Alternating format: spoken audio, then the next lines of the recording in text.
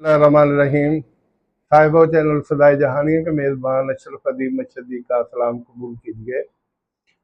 साहिबो, मैं आज एक MBBS चरवाहे का जिक्र कर रहा हूँ। आप जानते हैं कि पाकिस्तान में बेरोज़गारी तो है, लेकिन कुछ इलाके ऐसे हैं जहाँ बहुत ज़्यादा बेरोज़गारी है, जैसे बलूचिस्तान का इलाका है, या फाटा के दूर दराज के इलाके हैं, सिंध के इलाके हैं, पंजाब के कुछ इलाके हैं। तो मेरे एक दोस्त गुलाम शबीर कुल्लेवालिया पशीन बलूचिस्तान के अंदर एक फैक्ट्री के हॉस्पिटल में डिस्पेंसर है।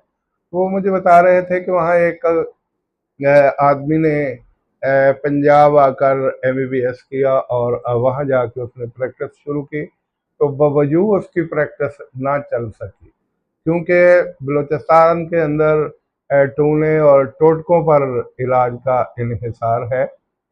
मुझे अच्छी तरह याद है कि मेरे दोस्त मोहम्मद नवाज शाकर जो मेडिकल टेक्नीशियन थे, कुछ अर्सा पहले हमारे गांव 102 टेन्नार से के बुनियादी हेल्थ यूनिट से वो रिटायर हुए। मेरे अच्छे दोस्तों में शुमार होते हैं। कहते हैं कि हमने अपने दोस्त अकरम अंसारी के साथ बलूचिस्तान में मेडिकल कैंप लगाया, और वहाँ हम जाके देखते, 7-8 किलोमीटर का सफ़र हम ऊँटों और घोड़ों पर तय करके जाके कैंप लगाते, लेकिन सालों सालों दिन चंद मरीज आते। हमने उनसे मालूमात ली कि आप ऐसा क्यों करते हैं। वो कहने लगे कि हमारे यहाँ टूने और टोटकों पर इलाज होता है। मिसाल के तौर पे जिसको बुखार होता है, टाइफाइड बुखार खासकर होता है, तो वो जानवर ज़िबा करते हैं, बैल या गाय, तो उसका गोश्त या तकसीम कर देते हैं या खा लेते हैं।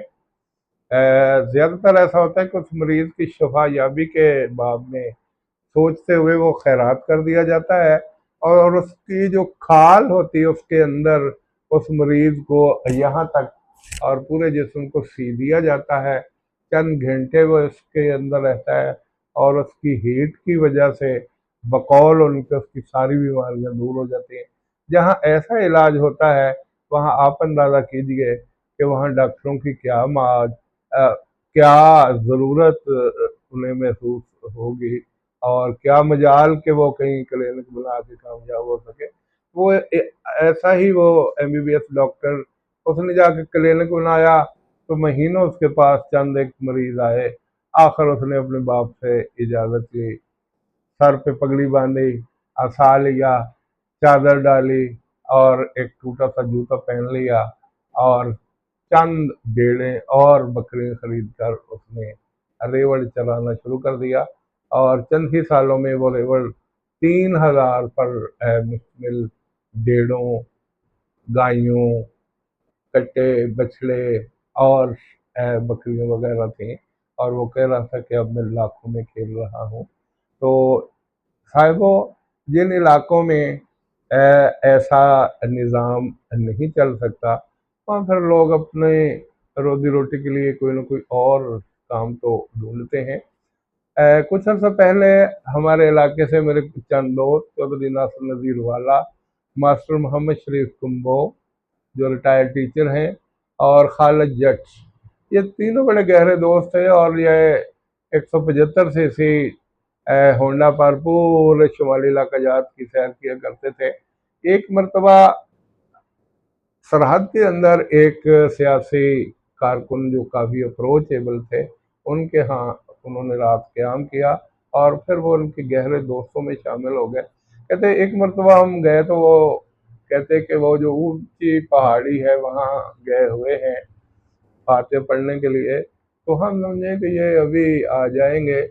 वो जब आए तो वो कहने लगे कि नहीं, वो पहाड़ी तो नज़र आ रही है, लेकिन यहाँ से 10 किलोमीटर दूर है। मैं 10 किलोमीटर पैदल गया और 10 किलोमीटर वापस आया, तो काफ़ी वक्त लग गया। कहते जब हम रात का खाना खा रहे थे, तो हमने अजीब किस्म का सालन वहाँ देखा। तो हमने पूछ लिया कि ये किस चीज़ का सालन है। तो वो कहते कि कद्दू के जो पत्ते होते हैं, हम इसका सालन बना लेते हैं। मुख्तलिफ चीज़ों से लोग सालन बना लेते हैं।